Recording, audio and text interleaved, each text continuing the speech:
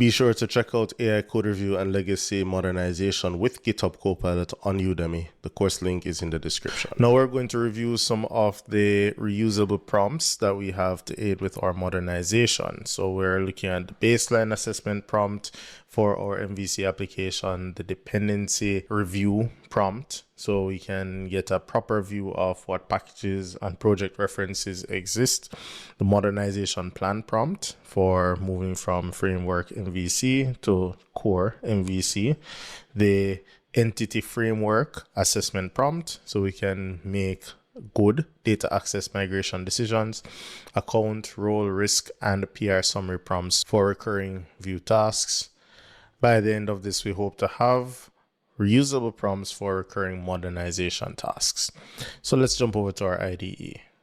We're back in Visual Studio, and if you look in the folder view, you'll see a prompts folder and all of the prompts already prepared. So we'll review them to get an appreciation of what each prompt is supposed to uncover as we seek to understand this legacy code base.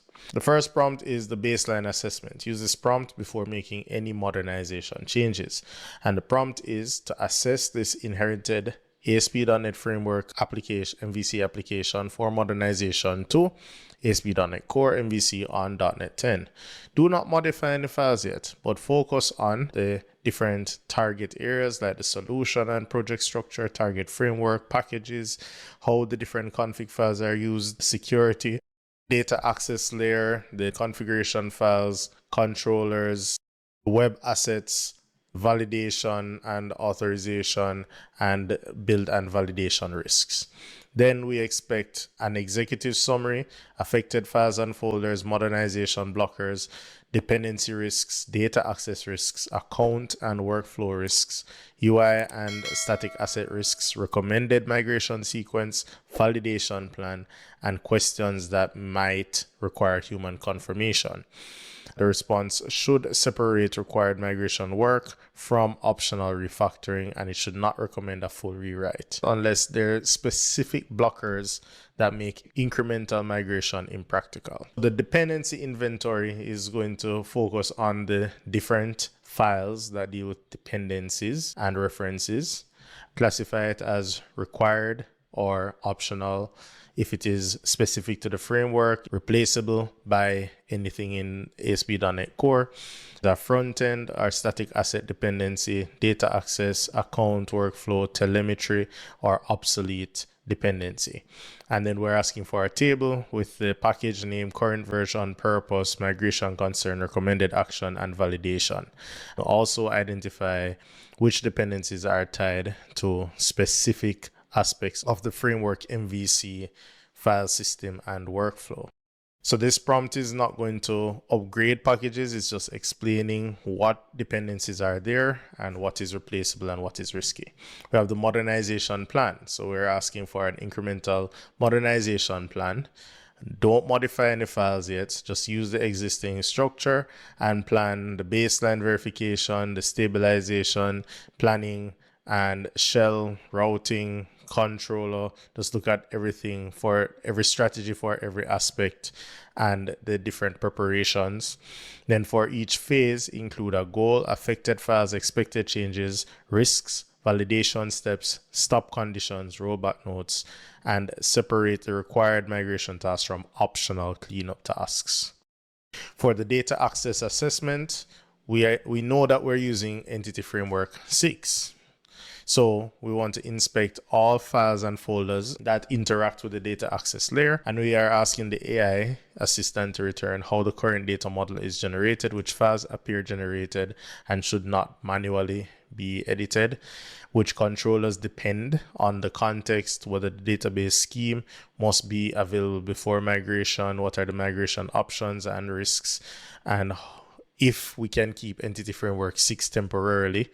Recommended first data access modernization step, validation steps for each data access change.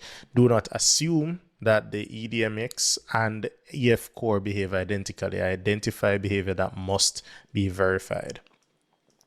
Then we go on to the account security assessment, and we highlight the different files that have to do with identity and the user account security. We want to return the current workflow, how roles are set up, the dependencies of identity in this project, actions that allow anonymous and that require authentication, role assignment behavior that requires review, how migration is handled, behavior that must be preserved, behavior that should be reviewed, and validation checklists. Do not replace anything, we just want a report. We have the security risk, and this is a different level of security now. This is about application security, not access security. So yes, we're still looking at the auth related assets and attributes, but we're also looking at different workflows like the Ajax workflow and direct dependencies and how different data aspects are handled across the application. So we want a risk summary, affected files, rating for each finding, evidence, recommended remediation, whether this needs to happen now or after migration, validation steps, and questions that require business confirmation. Finally, we have the PR summary. We want a professional pull request summary for the current modernization checkpoint. Use the current Git, diff, and repository context and return the summary of the changes, the business reason for the changes, what files were changed, the modernization scope, behavior that has been preserved and changed, the build and validation evidence to include, risks remaining, follow-up work, reviewer checklist, rollback notes. And then we have this markdown structure for that report. Now, these are all reusable prompts here as assets, and you can use them with any AI assistant. So these are not unique to GitHub Copilot. I'm going to copy the baseline assessment prompt, jump over to my Copilot and run it. Before I execute, you'll see here that I can select whether I'm running in plan, ask, or agent mode. But underneath that, you can see that I can set different contexts. I have Cloud Debugger, Git, Modernize, Profiler, and Test. Modernize is the agent that will just take the project and start modernizing. But of course, you might not have this available to you if you're not using GitHub Copilot. So I'm not just going to jump over to the Modernize tool because we want the pragmatic approach where we're taking it step by step and being in control every step of the way, regardless of the AI tool. With GitHub Copilot, I can choose Auto, where I'm not going to lock into any one model. It will choose the most cost-effective and efficient model based on the request. And we have the response from our Copilot chat. We have the executive summary of the project, and it is stating what the project scope is and what the target is. We have the affected files and folders, so that we have a clear vision of what the different touch points are. Then we have the migration blockers. For instance, legacy non-SDK MVC project format. We have a framework blocker where system.web dependencies used across multiple touch points in the current project. For the application startup, is entirely different from how ASP.NET Core's program.cs works with the middleware. We have the blocker regarding routing, filtering, and bundle configurations, auth blockers because of the identity engine being used, data access layer blockers because we're using EF6 database first, and that is not portable EF Core as is. And then we have the Razor blocker because the MVC5 Razor conventions are significantly different from the core Razor runtime. This exercise is not just to modernize. We need to understand our legacy code base because it could be that we need to maintain it for a bit and we need to understand what's happening. So it's important for us to use prompts like this to do a full assessment of the code base so we know what the legacy code base has. This could also be useful to present to the business and to your senior architects to help them to appreciate the scope of the work that is involved. Now we're looking at what goes into writing a high quality prompt, and specifically for modernization, but these techniques can be used across the board. So when you're writing a prompt, and we hear the expression prompt engineering being thrown around, which is something that you should look into in case you're not so familiar with it. But in a nutshell, we want to outline things like the task, the exact assessment, migration, or review activity, and what you expect after this activity, which is called the artifact.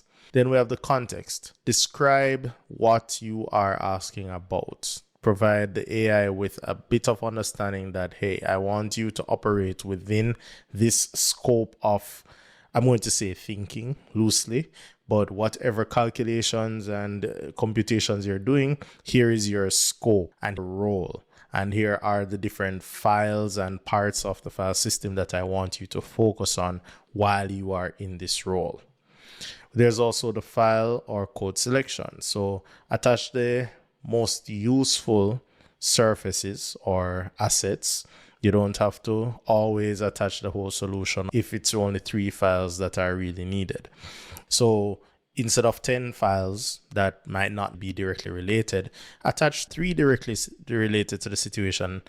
So always strike a balance with the files or the code that you are sharing as the part of the context. Also, constraints. In this situation, we want to preserve the application's behavior. We want to avoid broad rewrites, flag assumptions, and cite evidence. AI is unpredictable. A lot of the times you ask it the same question and get a different result. So that's what we call non-deterministic. So it's important to give it proper constraints to how it needs to operate. There's also the output and validation. So request findings with risk, evidence, what will be affected, because you definitely want the AI grounding its response in real assets and scenarios. This helps to prevent what we call drift and hallucination. So the outcome of this exercise is that you'll be able to produce a high quality prompt that will trace or start tracking the modernization readiness of the project. Let's jump over. We're back in our IDE, and engineering a prompt is important. Using good technique helps you to get the best out of the AI. So a bad prompt would be, by example, asking for something like, review this project and tell me what needs to be fixed. The response might end up being too generic because it didn't get to do the assessment in a properly fixed and constrained scope. This is not because the AI tooling is useless, but the prompt doesn't give enough structure needed for professional code reviews and operations. And that is why I provided examples of how prompts need to look in order to achieve certain objectives. Now, I have a new file, which you are more than free to go ahead and create, called 08-high quality review-prompt.md. This prompt file will contain our modern prompt, which I have prepared for you in the interest of time. We're going to use this prompt when you need an evidence-backed review for your application before any modernization activities. So assess the current project for modernization readiness. We state the targets, give it constraints, do not modify anything or generate any changes or recommend a full rewrite. Focus on these specific parts of the project and return the result using this structure: a summary, affected files and folders, findings, this table, modernization blockers, required business decisions, suggested next steps, validation, and for every finding, name the affected file or folder. So this is an example of a properly engineered high quality prompt. Once again, these are prompts that you can use with any AI agent to form a pragmatic approach to understanding your legacy code base and moving forward with modernization. Now you can run this prompt and see what comes back and assess the findings. I'm sure some things in there will surprise you, because at the end of the day, you might not have realized that certain flaws were present or were as serious as the AI points them out to be. Once again, feel free to check out the full course, AI Code Review and Legacy Modernization with GitHub Copilot on Udemy. I'll see you there.